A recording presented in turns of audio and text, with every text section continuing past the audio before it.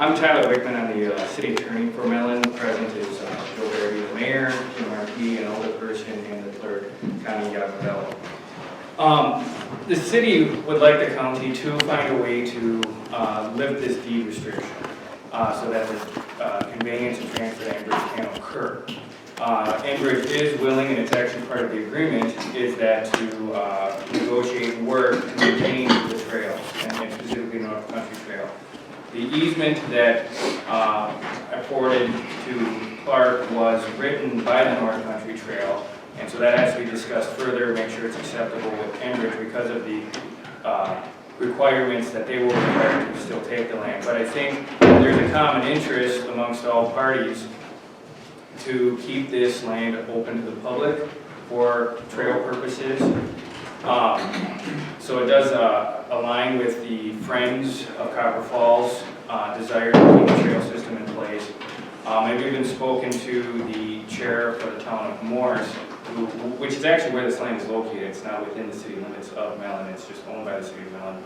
And they would also express to me a desire to have the trails maintained. So we do need some sort of action to lift the deed restriction that will be acceptable to all parties, all stakeholders in this, to do so. My understanding is this land is mainly swamp. When it rains, the boardwalk that covers the trail comes underwater and it becomes unusable until it dries up a little bit. With an easement, it will be recorded. It will be a legal right owned by the trail system if an easement is recorded. So there are ways to ensure through the chain of title that this, and the public does have some access to it. I believe all are willing to work together on that. There is a substantial financial benefit to the city. I mean, there's no secret about that if this goes through, and it's why the city would like it to go through, one of the reasons. If the pipeline does not go through this route, the city still gets $1 million and gets the land back. And that was part of the agreement. And 2025 is the deadline for a line to be in service there. So if it's not in service by that time, the land would revert back to the city under the current agreement.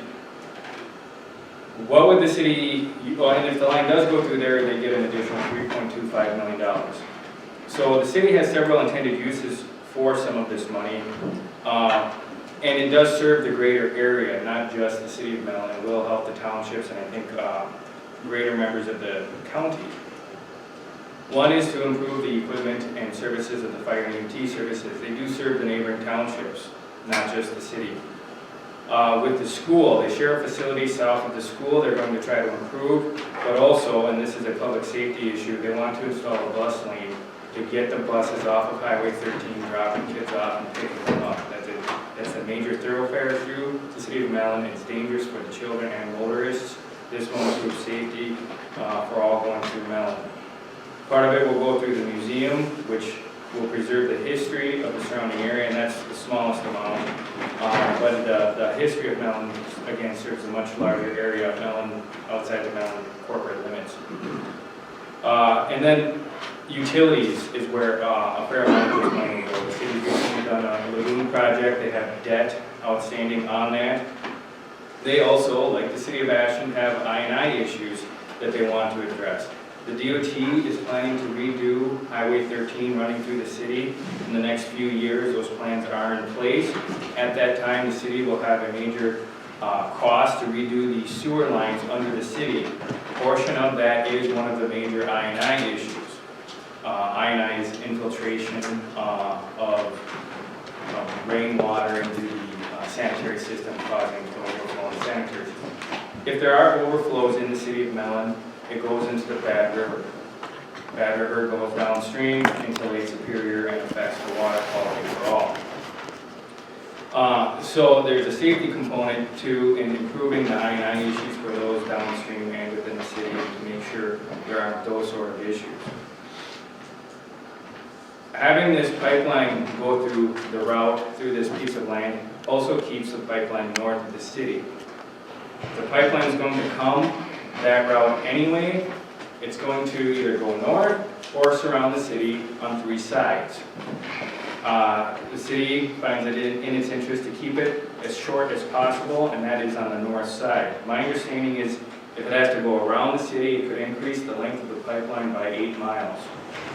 That's 8 more miles of pipeline in Ashland County that otherwise may not be there.